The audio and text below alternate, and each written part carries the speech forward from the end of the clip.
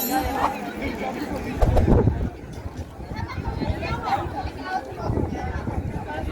bu tarafa. Sen değil ama bu tarafa gitmen lazım bana.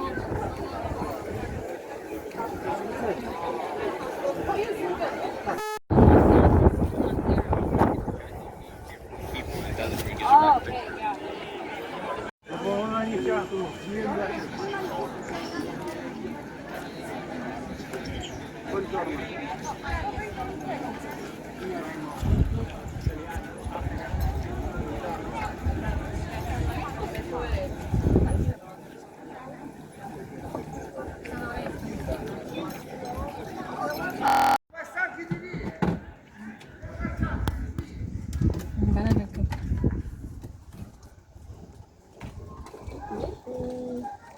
Okay record करा लो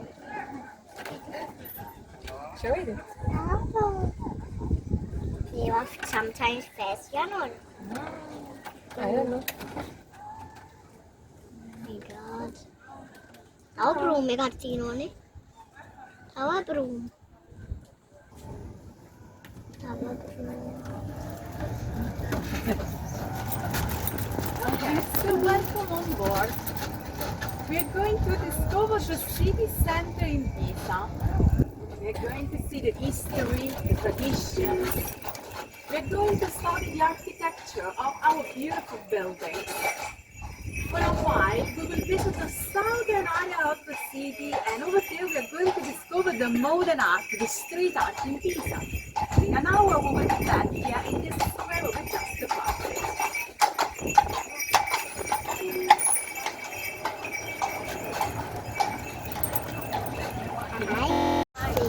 We're staying at the Palazzo Carocci. There? Yeah. Over there? Yeah. And you saw one of my flyers? Yes. There? Okay. my Already. Yeah. Next up, it's here. oh there you go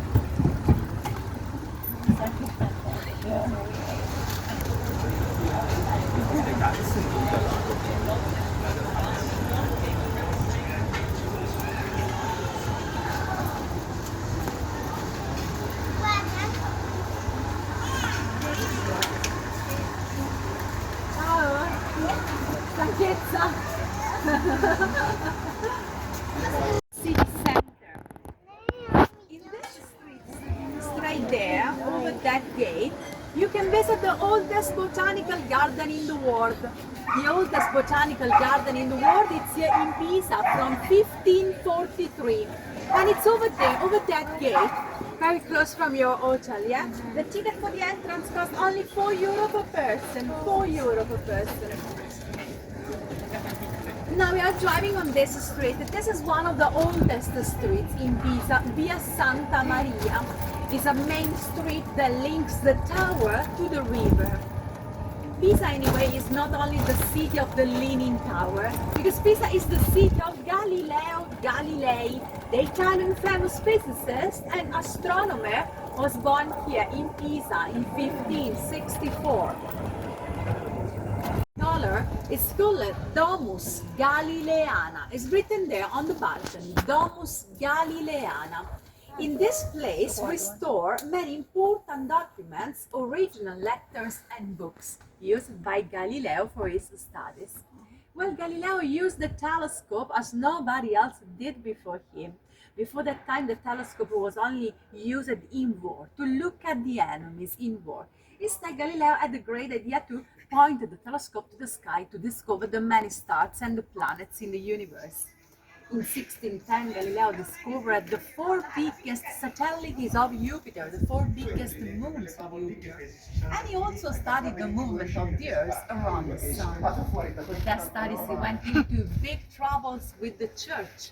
The Church, in fact, did not allow Galileo to say that the Earth was in movement. And in 1633, our poor Galileo was forced to abjure. He was forced to recant all the discoveries that he had done about the movement of the Earth. Otherwise, he would have been sentenced by the Church. So the building here is dedicated to the memory of Galileo here in Pisa, in the place where he was born and when he studied for all his life. Here there is a church. This is the St. Paul's Church. And look at the bell tower of the church. Yeah, and you can see that even this is really straight because of the leaning on the left side. You can see that if you look in front like this, yeah, you can see that the bell tower is leaning on the left. This is the second leaning bell tower that we have in Pisa. And we also have the third one, but the third one is outside of the ancient wall. It's a bit far for us to get over there. But so where is the problem in Pisa? Why everything seems to be leaning in our city? The problem is in the ground. The problem is in the foundations. In the ground here there is too much water. Too much water because of the river and because of the Mediterranean Sea, which is very close from here. So now, since there is too much water and this ground is very, very soft, today I will show you in this tour that in Pisa, not only the bell towers are leaning, in Pisa even something else is leaning. We go to discover what else, yeah?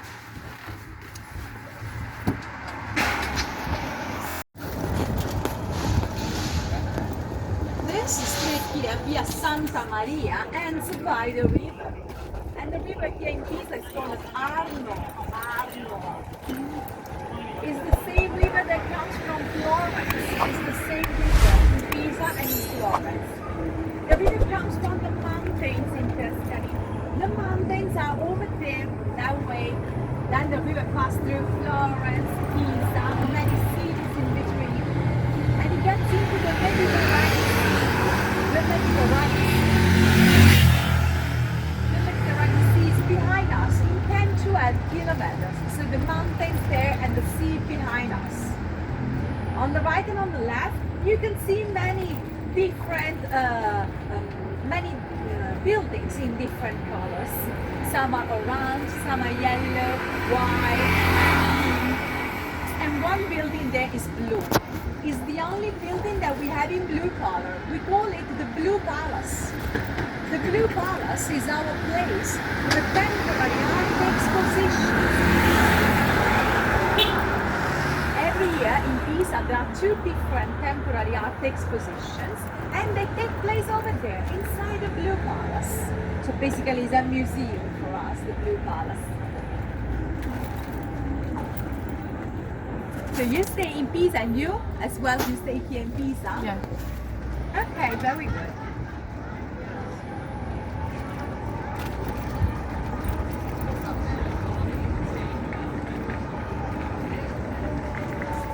And now we stop here. There is this cafe, Caffè dell'Ussero from 1775.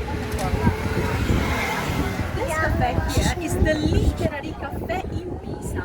A literary cafe in Italy, in our country, is a cafe that in the past, in the 1800s, has been attended by the illustrious people of the foreign and Italian literature for their meetings, for their conversations. This is a literary cafe in Italy, and this is actually the third oldest literary cafe in Italy and the oldest cafe here in Pisa, in our city. This cafe has been attended by the many poets, writers, philosophers, scientists, Italians and not. Now, since you stay here in Pisa, it would be great if you have time to join, maybe just once, our literary cafe, yeah? A cup of tea, a cup of coffee would be great. Thanks for this. Arno, and the other long street. Later, once that we cross the bridge, then we go on the other side of the river. Both these long streets by the river are called Lungarni. Lungarni. It means that we are along the Arno, by the Arno, Lungarni di Pisa. The long streets by the river Arno. And it's probably here by the river where the first houses were built in the past, in the Middle Age. The river was first of all food for fishing and then also money for the merchandise that people could have with the boats by the river and then by the sea, by the Mediterranean Sea. That's why Pisa has always been a very rich city of merchants because of the sea.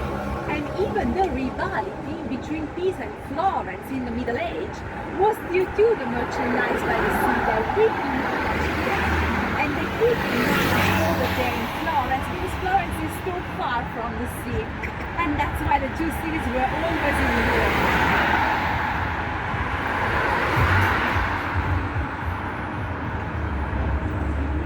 Have you been in Florence? No. No? Yes. Oh, Yes. okay. The many wars between Pisa and Florence in the Middle Age, they stopped then in the Renaissance. In the Renaissance, from the 1400, all this region, the Tuscany region, was under the control of one family only, and the family was the Medici family. Have you heard about this Medici family? Yes. Okay. Can you please explain about it? Yeah. The family. The Medici family has been one of the most important families in the Renaissance here in Italy. Okay. A rich family, a noble family. The family was originally from Florence, and they had been the Grand Dukes of Tuscany for 3 centuries. From the 1400 until the 1700, 3 centuries. And well, the main city for the administration of this big property, of this big Tuscany region, of course, was Florence over there. But the Grand Dukes, they even moved here in Pisa because they wanted Pisa to become the second most important city in Tuscany after Florence. And so they came here in Pisa in 1430, and they came here to live into this big palace here in front of us. This building has been the first residence of the Medici family in Pisa, in our city. They lived here for the first 100 years, 1430, 1530. In 1587, this building was not big enough anymore for the Grand Dukes, and they wanted to move away from here. They went to live in the Royal Palace. The Royal Palace is much, much bigger than this. I will show you later the Royal Palace. Today this building, the whole building belongs to the Italian government, so to the main government in Rome, and inside there is a police station. This is an administrative police station today in Pisa.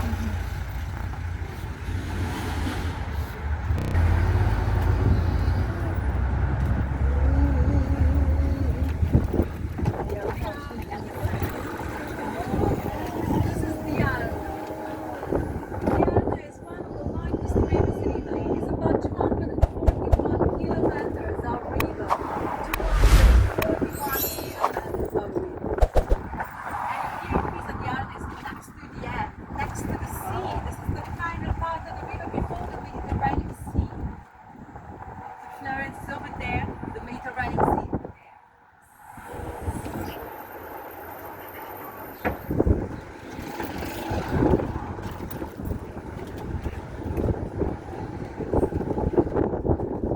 We're now driving on the other side of the Lune Garden in Pisa.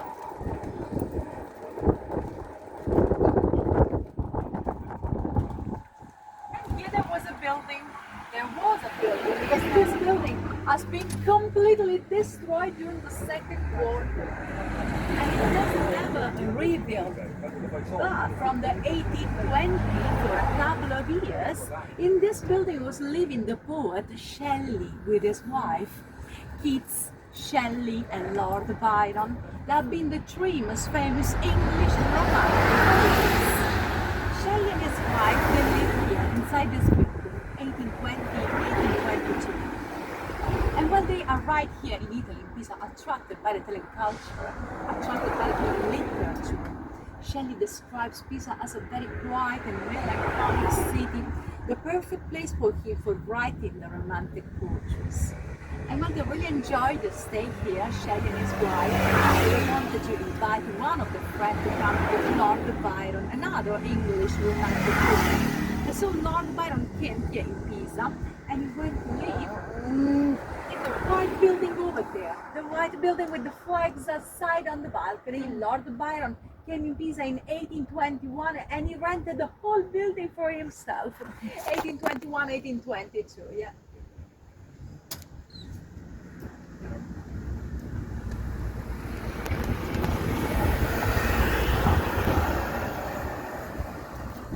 Then unfortunately, on the last century, because of the Second World War, we lost many of our historical buildings under the bombs. Pisa and Florence, both the cities, have been heavily destroyed during the Second World War. at the end of the war, many people here were homeless, living on the streets and living on the mountains. So we had to manage very quickly the reconstruction of our houses.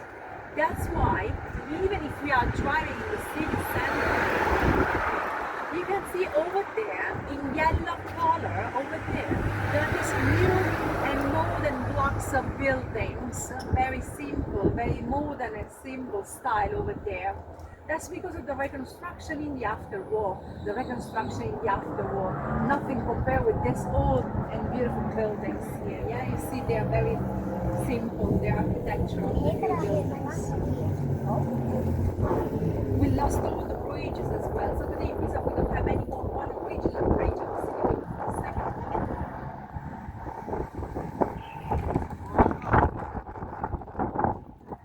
Anyway, it's not very beautiful here, the reconstruction in the afterwar. Yeah, the river splits into our city.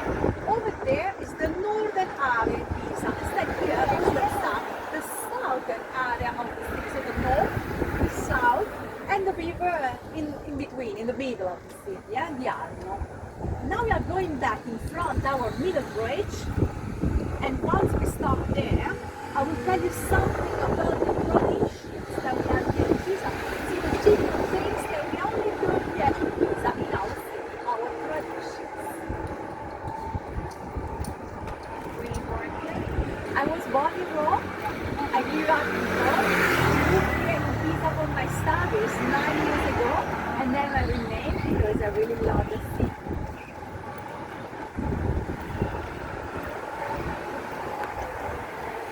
And life quality here is much higher respect to Rome. Yeah.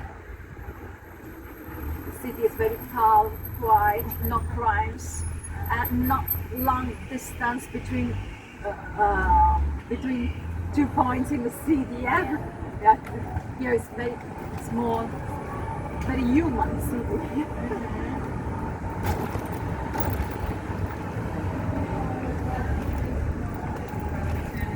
So now we are back in front of our middle bridge. Wow. Yeah. The place that we see here, completely made of marble, was built here in Pisa in the 1600s, and there's also a city market where people could sell silk and goods. This was a silk market in the 1600s, yeah? And still today, sometimes we use this place as a market for Christmas time and Easter time, yeah? Sometimes, not every day. The middle bridge here is particularly important for us because last Saturday of June we play our traditional game from the Middle Age on this bridge. Our traditional game in Pisa is called Gioco del Ponte, the bridge game, and it's a war game. It's a war game. Now I will try to tell you something else in the details about this kind of game. On the last Saturday of June, there are 6 teams from the northern area and they have to fight against 6 teams from the southern area. Okay, 6 teams.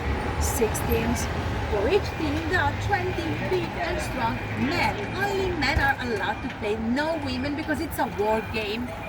Now, in total, there are 120 men here, 120 men over there on the other side of this bridge. Well, before the game starts, we have to set up in the middle of this bridge under the city flag a very big and heavy machine. I want to show you first how this machine looks like.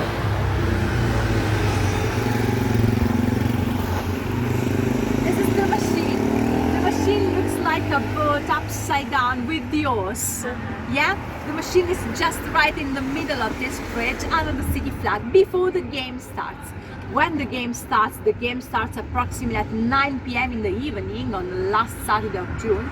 20 men from the northern area that to push all together this machine on this way, so to the south, but at the same time 20 men here that to push the machine back to the northern area over there. And in this game, nobody can use the ends. How do they push this machine without the ends? Try to do that. The shoulders, the shoulders and the neck. Neck and shoulders. Now, if the machine from the center arrives here, it means that the man over there that have been stronger. So the northern area wins the match.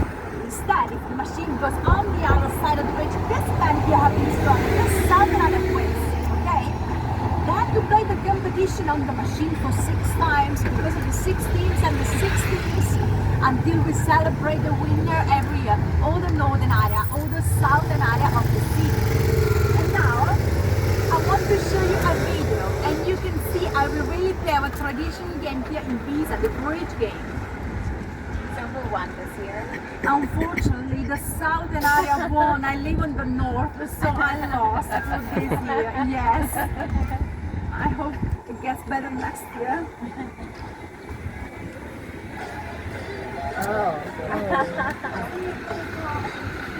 All ages, young and old. Depends. Yeah. Different ages. Now you see very big man, the man that had to lean on the horse and they go backwards, pushing the machine, using the neck and the shoulders. This is the coach. Yeah, 20 and 20 over there. Have you ever seen something like that before? This is our traditional game in Pisa. We play this on the last Saturday of June every year. It's a big festival, of course.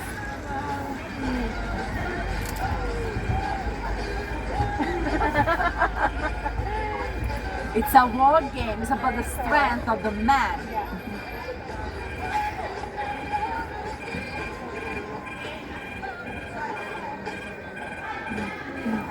Yeah? Our traditional game in Pisa, the bridge game. Yeah, on this bridge.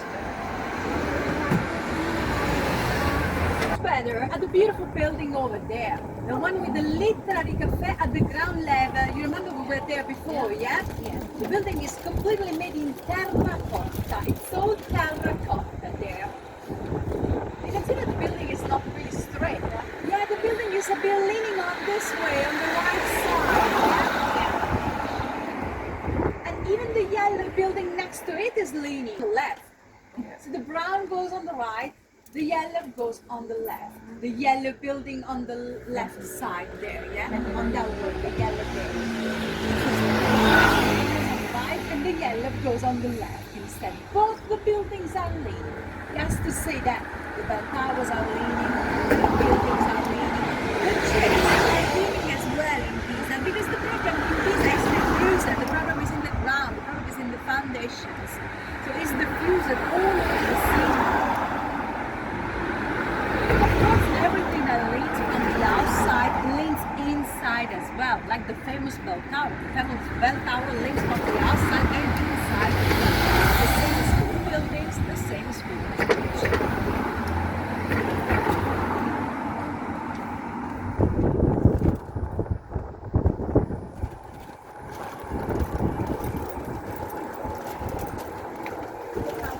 This is the entrance in the Blue Palace, the palace that we use for the temporary art expositions in Pisa, our museum.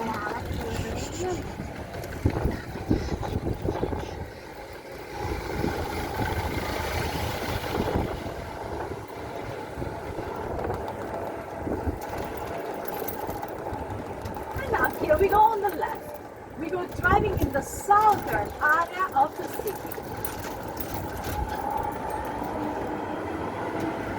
We are going to discover something else because now we are going to discover the modern art in Pisa, the street art, the big murals.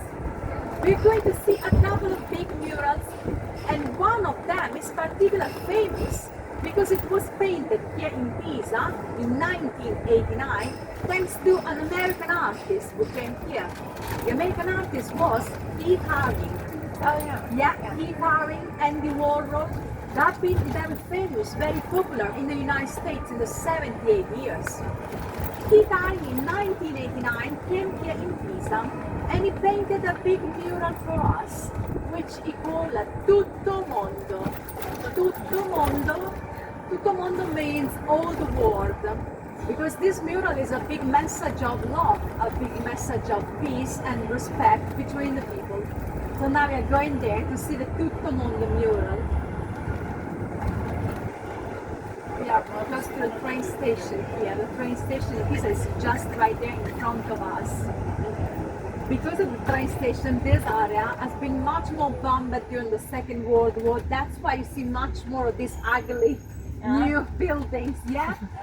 Yeah, because of the connections, this area has been much more destroyed during the Second World War. Look there, this is the Kidari mural.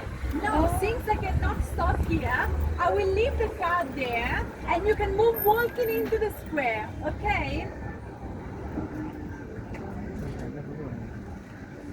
So, Which one is the train station? the train station is the small yellow house there, yeah? Okay? The small yellow house is the train station, yeah? It's about 1.5 kilometers from the place from which we come. Down the outside of the city. Now, the mural is over there, the Kidari mural. Would you like to go there walking? I'm waiting here for you, okay? And once you are there in front of the mural, please try to find a big Pisa cross. The same cross that we have on the flag, yeah? The same, yeah, the same, the big Pisa cross, okay? Mind the street, please.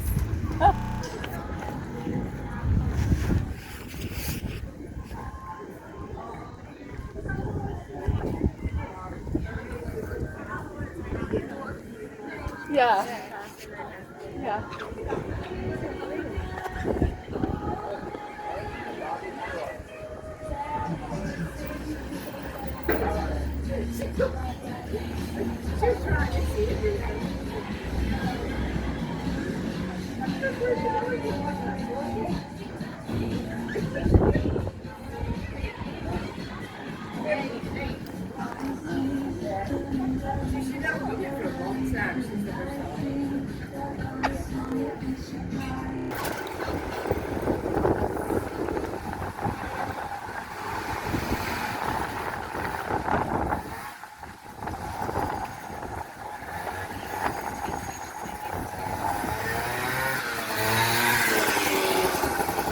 Look here.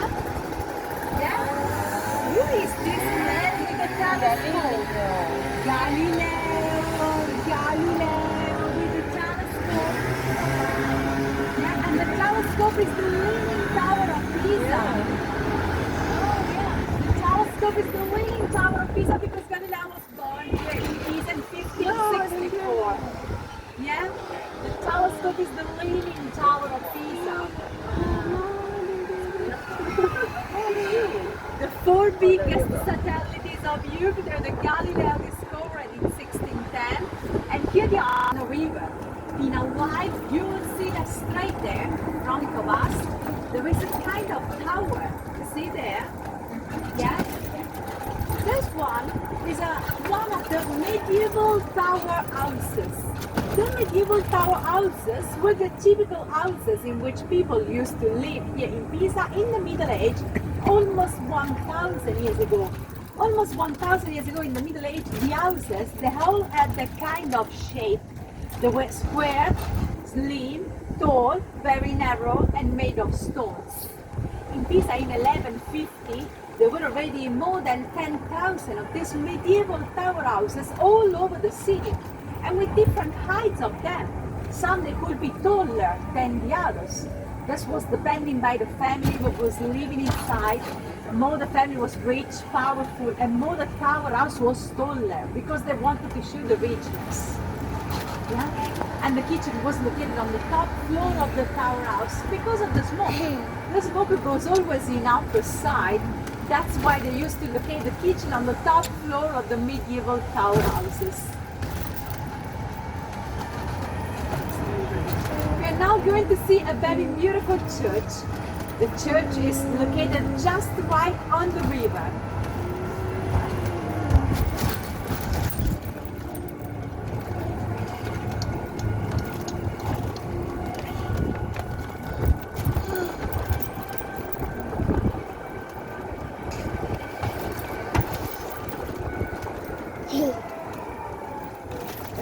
Here we we are. Look, here we are. Yeah? This is one of the most beautiful churches that we have in Italy in Gothic style, in Gothic architecture. The church was built here in Pisa in 1230, like 800 years ago. When the church was built, this was a private church for one of the richest families that we had here in Pisa in the Middle Age. So consider this a private church 800 years ago, completely made of marble, pure solid marble from Carrara, the most prestigious marble that we have in Italy. The church is called Santa Maria della Spina. Spina in Italian means a thorn, a thorn. That's because in 1333 a rich merchant gave as a present to the church a thorn from the Jesus crown. From that time the church is called Santa Maria della Spina. Today the church is not anymore in use as a church, and even the holy thorn was moved away from here. So it's today in another church next to the tower, next to the Miracle Square. But you know, the particularity of this church is that this is not the original location of the church. It's not the original location of the church, because when the church was built in 1230, the street there was not there. It was 1 meter, 1.5 meter down. And even the church was so built in a lower position. But the river, the Arno, has always been a big problem for us. We could see that because of the many floods that we had during the centuries, the water could enter the church, and it was very dangerous for the stability of the church itself. In 1871-1872, we had to disassemble piece by piece the whole church. We had to move up the street and to reassemble piece by piece the church again. A crazy job. A crazy job, but it was really necessary to save the church from the water, from the river. At least today the church is still here with us from 1230. So it is now closed? It's not anymore in use as a church, so sometimes they send someone in the weekend, for example, to open the door in order that people can enter. But it's not anymore in use. I mean, with the priest for the mass, not anymore.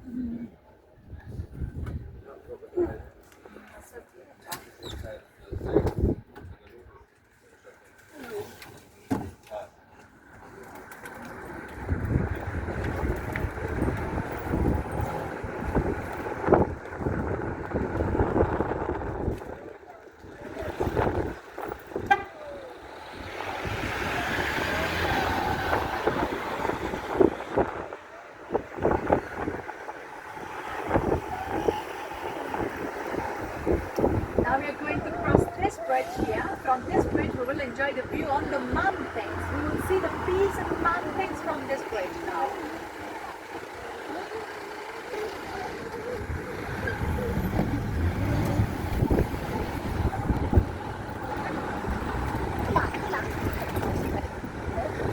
The mountains over there, look at this.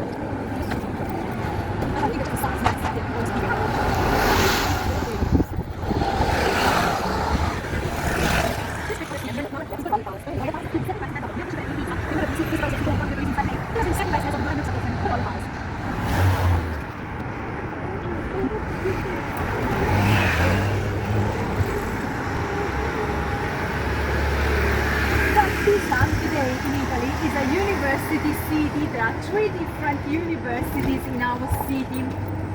And many people arrive every year from all over the world for studying here in Pisa. We study in Italian, we study in English. 3 different universities. Now we are going in the Knights Square, a very beautiful square. And over there we will see one of these 3 universities.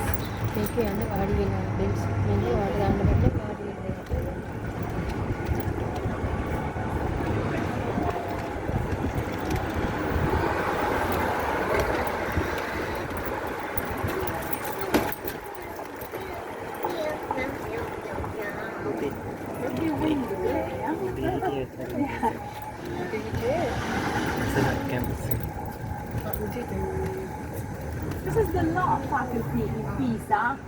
The building is from the 1400 University Facoltà di Giurisprudenza, the university in Pisa.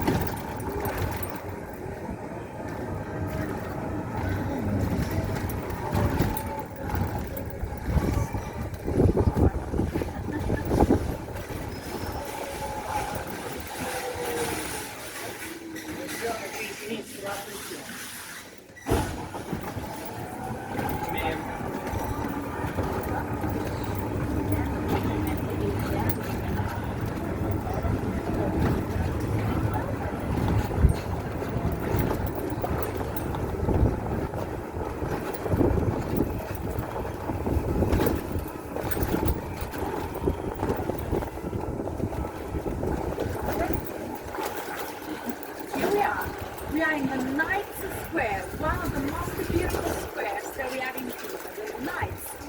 Yeah, the Knights were the people who used to go into the struggles to fight in the past, the Knights. Here we are.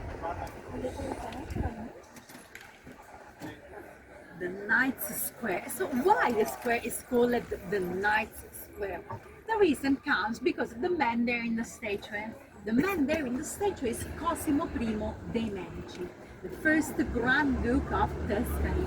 Cosimo I, in 1562, wanted to find out, with the big trouble that we had at that time by the Mediterranean Sea, the Turkish people from the Ottoman Empire that were trying to attack us by the sea, by the coast. Cosimo I dei Medici, first the Grand Duke of Tuscany, had a great idea to rise up here inside this beautiful building in front of us, a school, a college, in which he could training the young men in Pisa to become knights. And that's the reason why the square is called the Knights Square. Yeah, here there was a school to become knights in 1562. The school, of course, was not really open for everybody. The men, only with the noble origins of the families, they could apply to this school. And once they were inside for 3 years, they had to leave and they had to study inside this building. They had to study the history, the geography, the cosmology, and the art of the war. So how to struggle against the enemies on the warships, because the other was by sea, by the Mediterranean Sea. And that's the reason why Cosimo has a dolphin under his foot. You see the dolphin under the foot of Cosimo? You see there the dolphin under the foot? The dolphin represents the sea. He wants to tell us, I am the Lord of the sea.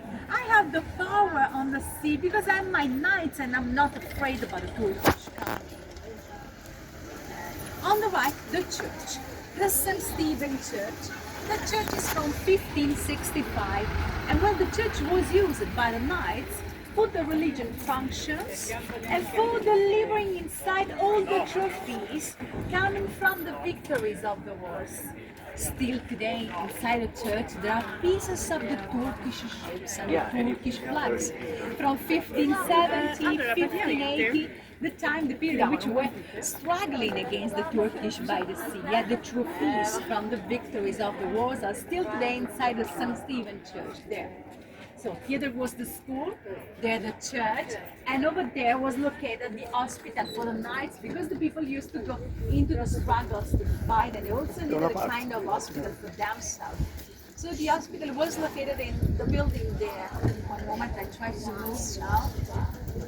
What is the event they're planning here today? There are some concerts. I don't know if today I Okay. don't know if there are concerts.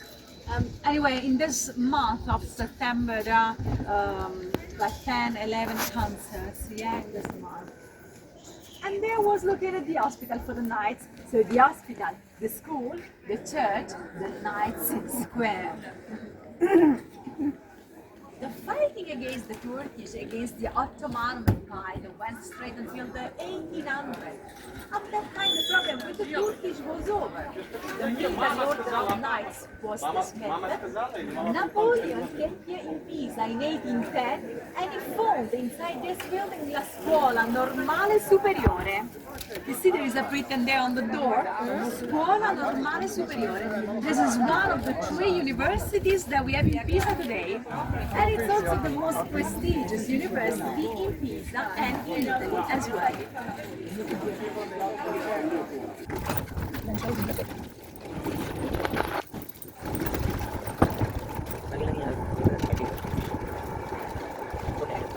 We have seen all the city center in Pisa. Have you enjoyed our city tour? Yes, very much. Thank you. And now you know much more about the city, yeah, because of this tour, much more, yeah. That in Pisa there is not only one leaning tower, but more leanings are leaning actually in the city, yeah. Now we're going back at the square of the fountain next to the tower. If you have time, if you want, you can go and visit our literary cafe. You can join it. You can go and visit our botanical garden, which is the oldest botanical garden in the world.